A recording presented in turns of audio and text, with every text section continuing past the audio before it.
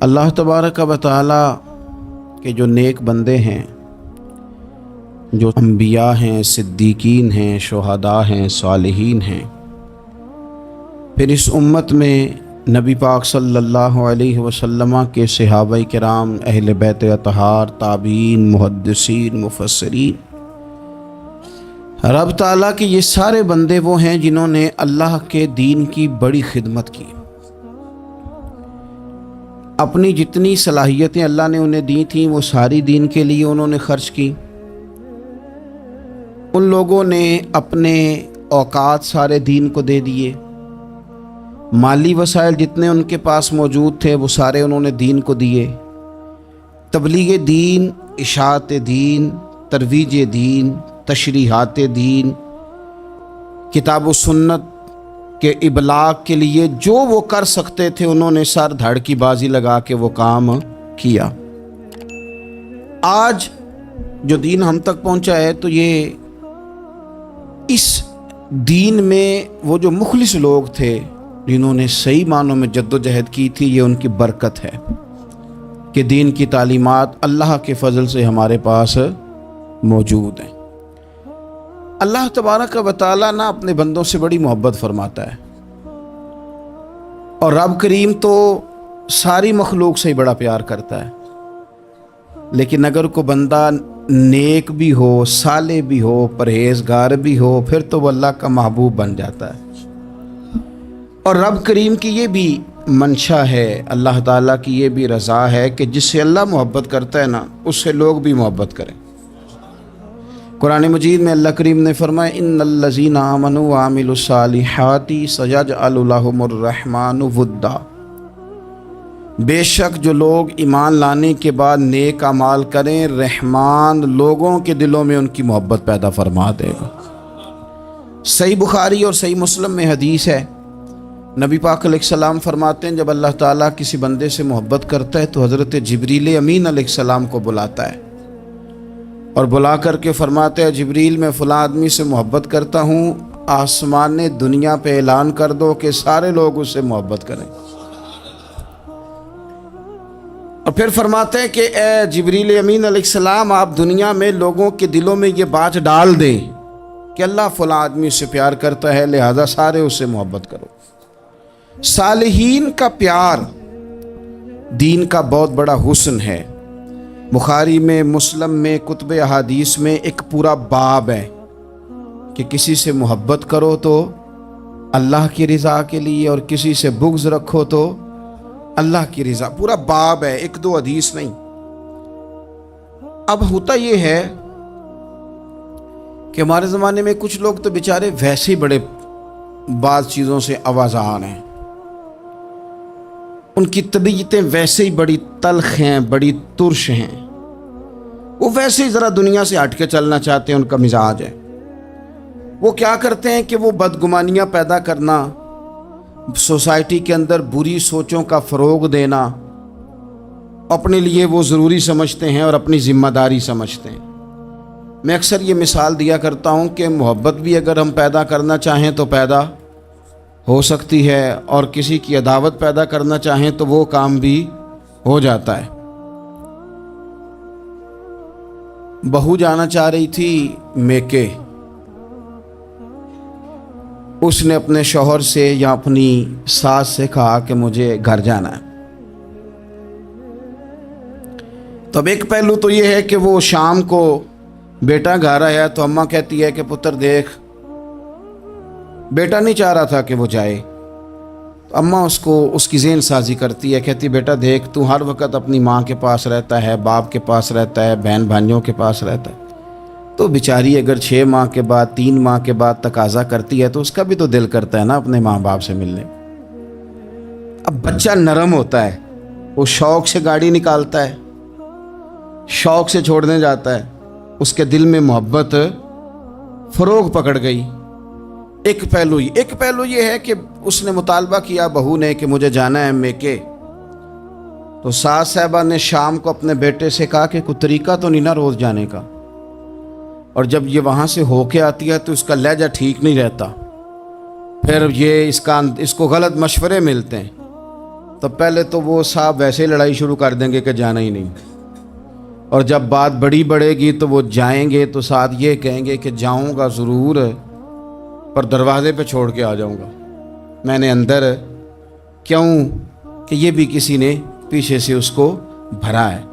آپ کسی بندے کے بارے میں بھی، کسی کے بارے میں بھی، ہمارے تمام جگہوں پہ اسی طرح ہی ہوتا ہے، دوستوں کی محفل ہو، تنظیمیں ہوں، ہمارے دفاتر ہوں، سب جگہ کچھ لوگ باقاعدہ کام کرتے ہیں نفرتیں بھرنے کا۔ او فلانا تم نے دیکھا کیا کر رہا تھا، ذہن بناتے ہیں، بندہ اس سے الرجی کھانے لگتا ہے، نفرت کرتا ہے، کچھ ذہن بناتے ہیں، یار کتنا بھلا آدمی ہے، دیکھو کتنے وقت پہ آتا ہے بیچارہ، گھر میں اس کے کوئی اور ہے بھی نہیں پھر بھی چھٹی نہیں کرتا، وقت پہ آتا ہے۔ تو یہ ذہن سازی نفرتوں کے بھی لوگ کرتے ہیں، محبتوں کی بھی۔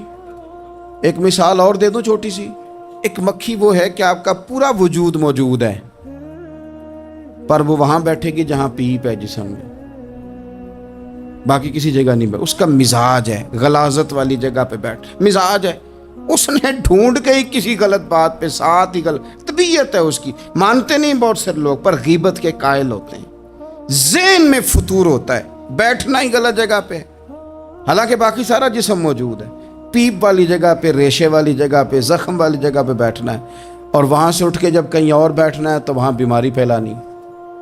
ایک مکھی وہ بھی ہے جو ڈھونڈتی ہے سارا زمانہ پر بیٹھتی پھول پہ ہے، اور جب وہ پھول پر بیٹھ کر اپنے گھونسلے میں جا کے بیٹھتی ہے تو پتہ ہے وہاں کیا پیدا ہوتا ہے؟ شہد پیدا ہوتا ہے، اور شہد وہ ہے جو شفا دیتا ہے۔ آج کچھ لوگوں نے پراپوگیٹ کر دی چیزیں، ولی کیا ہوتے ہیں، درویش کیا ہوتے ہیں، صوفی کیا ہوتے ہیں، قرآن پاک پڑھو، نماز پڑھو، عبادت کرو، ختم ہو گئی بات۔ او خدا کے بندو سمجھو، یہ ولی تھے جن کو صحابہ کہا جاتا ہے، ولی ہی تھے جن کو اہل بیت کہا جاتا ہے، قرآن پاک کے دفاع کے لیے، احادیث کی حرمت کے لیے، دین کی تبلیغ کے لیے جو میدانوں میں نکلا کرتے تھے انہیں ولی کہا جاتا تھا۔ ولی کا معنی اللہ کا دوست، ان سے پیار کرنا، ان کے لیے اپنے دل میں جذبات رکھنا۔ بخاری مسلم میں حدیث ہے، نبی پاک علیہ السلام نے فرمایا جو دو لوگ رب کی رضا کے لیے آپس میں پیار کریں، جو اللہ کی رضا کے لیے آپس میں پیار کریں، اللہ ان دونوں سے محبت فرماتا ہے۔ آپ غور کریں، اللہ کے نیک بندوں کا پیار۔ سال داتا گنج بخش علی حجویری رحمت اللہ علیہ نے کشف المعجوب شریف میں لکھا ہے، خواجہ حسن بصری کا قول۔ خواجہ حسن بصری تابعی ہیں، حضرت مولا علی شیر خدا کرم اللہ تعالی وجہہ الکریم کے شاگرد ہیں، فیض یاب ہونے والے ہیں صحابہ سے، بڑی باریک بات کرتے ہیں، فرماتے ہیں برے لوگوں کی صحبت میں نہ بیٹھنا، برے لوگوں کی باتیں نہ سننا، اگر تم برے لوگوں کی صحبت میں بیٹھو گے، برے لوگوں کی باتیں سنو گے تو وہ تمہیں اچھے لوگوں سے بدگمان کر دیں گے، تمہاری فکر میں، تمہارے ذہن میں وہ اچھے لوگوں کے خلاف چیزیں بھر دیں گے۔ برے لوگوں کی صحبت اچھے لوگوں سے بندے کو دور کر دیتی ہے۔ تو بھائی اچھے لوگوں کی صحبت میں آئیں گے آپ تو اچھے لوگوں کے بارے میں آپ کی ذہن سازی ہوگی۔ اللہ کے نیک بندوں سے پیار کریں، ان کے ساتھ محبت کریں، ان کے لیے اپنے دل کے اندر اچھے جذبات، یہ ہمارے پاس ہیں داتا علی حجویری، ان کے مزار شریف پہ حاضری دیں۔ دیکھیں غلط کام جہاں ہوتا ہو غلط کام کو روکا جاتا ہے، اصل چیز کو بدل نہیں دیا جاتا۔ داتا صاحب محسن ہیں اس امت کے، اور ڈاکٹر اقبال نے کہا سید حجویر مخدوم امم، داتا صاحب تو وہ ہیں کہ امت ساری کے مخدوم ہیں، ساری امت کو ان کی خدمت کرنی چاہیے۔ داتا صاحب رحمت اللہ تعالیٰ علیہ کی کشف المعجوب آپ پڑھیں تو سطر سطر روشنی، جگہ جگہ آپ کے لیے خیر، تعلیمات۔ داتا صاحب نے دین کا کام کیا، ڈیوٹی کی۔ عرس شریف پہ تو میں بھی نہیں جا پاتا، رش بڑا ہوتا ہے، خرافات بھی بعض جگہ پہ بڑی ہوتی ہیں، بعض ایسے کام ہوتے ہیں جو قطعاً نہیں ہونے چاہیے اور ان کی ہر فورم پہ مذمت ہونی چاہیے، پر ہمیں داتا صاحب کی حاضری تو نہیں نہ چھوڑنی چاہیے۔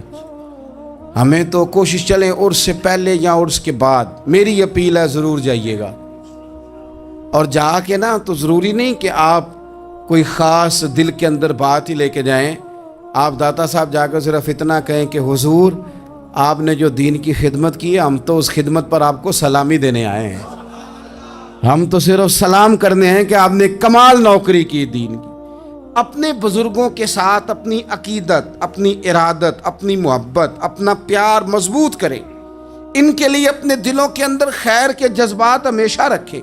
صحابہ کرام کے لیے، اہل بیت اطہار کے لیے، امام بخاری کے لیے، امام مسلم کے لیے، صوفیاء کے لیے، حضرت غوث پاک جیلانی کے لیے، خواجہ معین الدین اجمیری کے لیے، حضرت بہاؤالحق نقش بند بخاری کے لیے، حضرت سیدنا داتا علی اجمیری کے لیے، حضرت پیر سید مہر علی شاہ کے لیے، امام احمد رضا بریلوی کے لیے، علیہم الرحمہ.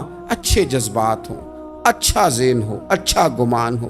آپ کی طبیعت چاہے کہ آپ ان لوگوں کی تعلیمات پڑھیں. جو طرز حیات انہوں نے اختیار کیا، اس طرز حیات پر ہم بھی عمل کریں. ہم بھی اپنی زندگی اسی طرح سنت اور شریعت کے مطابق گزاریں جو ان لوگوں کا نہج اور ان لوگوں کا طریقہ تھا. الترغیب و ترہیب میں ایک روایت موجود ہے.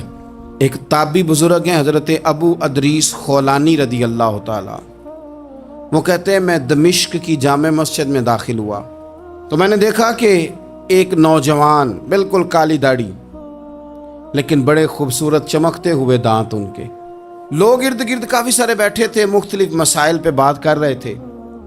جب لوگ الجھ جاتے نا اور کسی مسئلے میں ان سے کام آگے نہ بڑھ پاتا تو وہ پھر اس نوجوان کی طرف رجوع کرتے اور وہ جوان دو چار باتوں میں فوراً مسئلہ حل کر دیتے. کہتے میں نے ایک شخص سے پوچھا یہ کون ہے اتنی نورانی شخصیت؟ تو کہتے ہیں مجھ سے کہنے لگے آپ نہیں جانتے، یہ تو صحابی رسول حضرت معاذ ابن جبل رضی اللہ تعالی، یہ تو نبی پاک صلی اللہ علیہ وسلم کے صحابی حضرت معاذ بن جبل ہیں.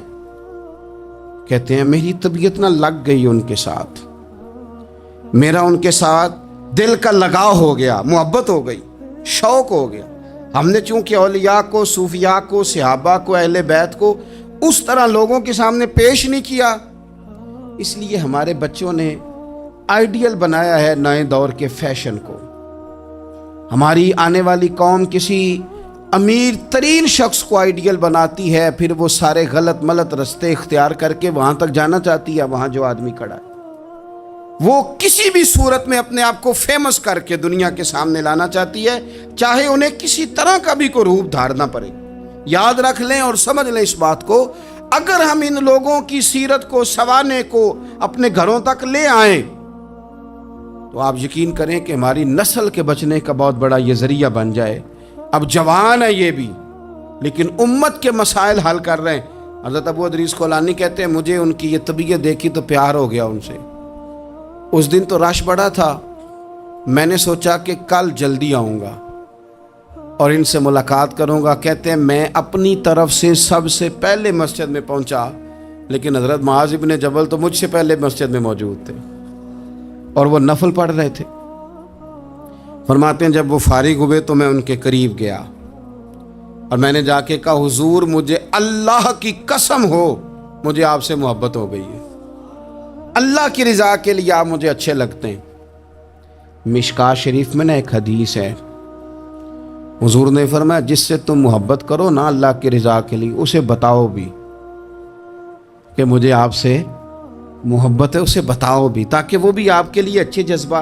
محبت جو ہوتی ہے یہ اظہار کی محتاج تو نہیں ہوتی، لیکن محبت میں اظہار ضرور ہوتا ہے، محتاج تو نہیں، لیکن ہر چیز دل میں رکھنے کی نہیں ہوتی، کچھ زبان سے کہنے کی بھی ہوتی ہے، کچھ کہنے کی چیزیں بھی ہوتی ہیں اور وہ کہہ بھی دینی چاہیے لیکن اتنی ہی کہنی چاہیے جتنی ضرورت ہو. 2 4 5 قدم آگے بڑھ کے نہیں، اس میں بھی تکلف آ جاتا ہے، تصنع آ جاتی ہے، بناوٹ آ جاتی ہے. فرمایا حضور مجھے اللہ کی قسم مجھے آپ سے پیار ہے. تو حضرت معاذ بن جبل مسکرائے اور مسکرا کے فرمانے لگے کیا کہا تم نے؟ کہا حضور اللہ کی قسم آپ سے پیار ہے. فرمایا پھر سوچ کے کہیے. کہا اللہ کی قسم آپ سے پیار ہے. فرماتے انہوں نے نا میرا کپڑا پکڑ کے مجھے کھینچا اور قریب کر کے کہنے لگے سن پھر میں نے نبی پاک سے سنا ہے جو 2 بندے رب کی رضا کے لیے آپس میں محبت کریں اللہ کی محبت ان کے لیے واجب ہو جاتی ہے، پھر اللہ ان سے پیار کرتا ہے. اگر وہ اللہ کی رضا کے لیے محبت کریں. ہماری محبتوں میں نا دنیاوی اغراض بڑھیں. اوئے ہوئے ہوئے، ہر دعوت صرف اسی لیے ہوتی ہے کہ وہ بندہ بلاؤ جو میرے کام آئے گا. ہر تحفہ اس لیے آگے کی طرف روانہ کیا جاتا ہے کہ اس شخص کو بلاؤ جو کل میرے کام آئے گا. عزیز بھائی، اللہ کے نیک بندے سے اللہ کا بندہ سمجھ کے پیار کریں، اور اللہ کا نیک بندہ سمجھ کے اس کے ساتھ فوٹو آنا ضروری نہیں، اس کے ساتھ پیار ہونا ضروری ہے. اور اگر محبت اخلاص والی ہو، پیار والی ہو، عقیدت والی ہو، تو حضرت ابو ذر غفاری نے تو کہا تھا یا رسول اللہ اگر بندہ کسی نیک بندے سے پیار کرے، نہ اس سے مل سکے نہ اس طرح کے کام کر سکے، پھر بھی کوئی نتیجہ نکلے گا، تو حضور نے فرمایا پیار خالص کرے، اللہ قیامت کے دن دونوں کو جمع فرما دے گا. جو جس سے محبت کرے گا صبح قیامت اسی کے ساتھ ہوگا. شاید اسی لیے کسی پنجابی کے شاعر نے کہا تھا کہ اساں جے ہاں گناہیاں دا جدوں اعمال نامہ فرول ہوئے، ذرے ذرے نے سامنے آ جانا ہے، جو منہ تھی بولیا بول ہوئے، اساں بھی کول حضور دے بیٹھ رہنا ہے، لکھ عمل ترکڑی تول ہوئے، اودوں کولوں کی رب نے حساب لینا جڑا بیٹھا ہی محمد دے کول ہو. تو اللہ کے بندوں سے اللہ کی رضا کے لیے پیار کریں، اس میں للہیت پائی جائے، للہیت ہو، اس میں کوئی اور نہ ہو، بندہ ہو اور اللہ کی رضا ہو، یعنی درمیان میں رب ہو، اور تیسرا وہ شخص ہو. رضا الہی جب مقصود ہو پھر شکوے بھی پیدا نہیں ہوتے، پھر شکایتیں بھی پیدا نہیں ہوتی، پھر اپنی مرضی کے بندہ جملے بھی نہیں بیان کرتا، پھر کسی جگہ کوئی تکلف بھی اس میں نہیں پایا جاتا. تو خالصۃ لوجہ اللہ تعالی آپ اللہ کے بندوں سے محبت کریں اور خاص ان کے لیے جذبات پیدا کریں. آپ کی طبیعت میں خاص جذبہ ہو، خاص شوق ہو، کسی پراپوگیٹ کرنے والے کے کسی پراپوگنڈے کا شکار نہ ہو. آپ کی طبیعت ہو، طبی میلان ہو، ذوق ہو. حضرت حرم بن حیان تابعی ہیں، فرماتے ہیں جب میں نے یہ حدیث سنی نا کہ نبی پاک علیہ السلام نے فرمایا ہے کہ حضرت اویس کرنی ان کی دعا کی برکت سے اللہ میری امت کے لوگوں کی بخشش کرے گا. اور جب میں نے یہ سنا کہ حضرت مولا علی جیسے لوگ، حضرت عمر فاروق جیسے لوگوں کو جبہ دے کے بھیجا گیا ہے، اور حضور نے بھیج کے کہا ہے کہ اویس سے کہنا میری امت کے لیے دعا کرے، تو فرماتے ہیں میرے سینے میں لو لگ گئی کہ میں حضرت اویس کرنی سے ملوں. میری طبیعت لگ گئی، میرا شوق آ گیا کہ میں خواجہ اویس کرنی رضی اللہ تعالیٰ عنہ سے ملوں. میں نکل پڑا، اللہ کے بندے کے لیے نکلا. حضرت حرم بن حیان کہتے ہیں، اس کو ابن الجوزی نے بھی لکھا ہے، داتا گنج بخش علی اجویری نے بھی لکھا ہے، کہتے ہیں میں ڈھونڈنے لگا حضرت اویس کرنی کو، بڑے شہروں میں گیا پر وہ ملے نہیں. داتا صاحب کہتے ہیں وہ حال والے آدمی تھے، ان پر بھی حال تاری رہتا تھا، اسی کسے دے کچھ نہیں جے لگتے تے نہ کوئی ساڈا دردی، وہ بھی اپنی کیفیت میں رہتے تھے. داتا صاحب نے لکھا ہے جب دنیا ہستی تھی تو حضرت اویس کرنی رویا کرتے تھے، اور جب لوگ روتے تھے تو وہ ہنستے تھے. وہ سادہ غذا کھاتے تھے، کسی سے کوئی لین دین نہیں، اپنے طرز کلام، اپنی زندگی. یہ لوگ بھی بڑے شاندار ہوتے ہیں. فرماتے ہیں کہ وہ اپنے حال میں رہتے تھے. حضرت حرم بن حیان کہتے ہیں میں نے بڑی جگہ ڈھونڈا، پر میں جہاں جاتا لوگ کہتے ہاں گندمی رنگ والے، ہاں جن کے چہرے پر کچھ برس کے داغ ہیں، وہ جن کا چہرہ اور وجود بڑا روب والا ہے، وہ اویس کرنی. کہتے ہیں میں ڈھونڈتا جس شہر میں جاتا لوگ کہتے وہ آئے تھے پر چلے گئے. وہ کسی نے کہا تھا نا، اویسیوں میں بیٹھ جا، بلالیوں میں بیٹھ جا، صفیں تو سب بچھی ہیں، تو عشق والیوں میں بیٹھ جا. فرماتے میں وہ صفیں تلاش کرتا، ڈھونڈتا، نہ ملے مجھے. بالآخر میں عراق پہنچ گیا. نہر فرات کے کنارے ساری دنیا سے علیحدہ ہو کے وضو کر رہے تھے. کہتے ہیں میں پیچھے کھڑا ہوں، میں نے جا کے کہا السلام علیکم، تو حضرت اویس کرنی چہرہ اٹھا کے کہنے لگے وعلیکم السلام حرم بن حیان. تو میں نے کہا حضور آپ مجھے جانتے ہیں؟ فرمانے لگے عارف تو روحی من روحی کا، میری روح تیری روح کی جاننے والی ہے. کہتے ہیں میں نے کہا حضور کو نصیحت کر دیں. تو فرمانے لگے پہلی نصیحت تو یہ ہے کہ آج کے بعد مجھے ملنے نہ آنا، میں نہیں پسند کرتا، میں تنہا رہنا چاہتا ہوں، مجھے نہیں شہرت اچھی لگتی. मेरा नहीं दिल करता लोग मेरे पीछे भागें। आज आया है, आज के बाद ना आना, बस छोड़ दे मुझे मेरे हाल पे। मैं अपनी जिंदगी अपने हिसाब के मुताबिक गुजारना चाहता हूं, तू आज के बाद ना आना। और फिर फरमाने लगे, अगली नसीहत ये है कि जो रब ने तुझे दे दिया है ना, उस पर राजी हो जा। अगर उस पर राजी नहीं होगा तो तू तकलीफ में रहेगा। फरमाते मैंने फिर कहा मेरे लिए दुआ कर दे, तो उन्होंने हाथ उठाए, कहने लगे या अल्लाह मेरी और इसकी जन्नत में मुलाकात करा देना। तो उन्होंने चेहरे पे हाथ फेरे और फरमाने लगे अब तू जा, मैं कोशिश करूँगा तुझे दुआओं में याद रखूँ, तू भी कोशिश करना मुझे दुआ में याद रखना।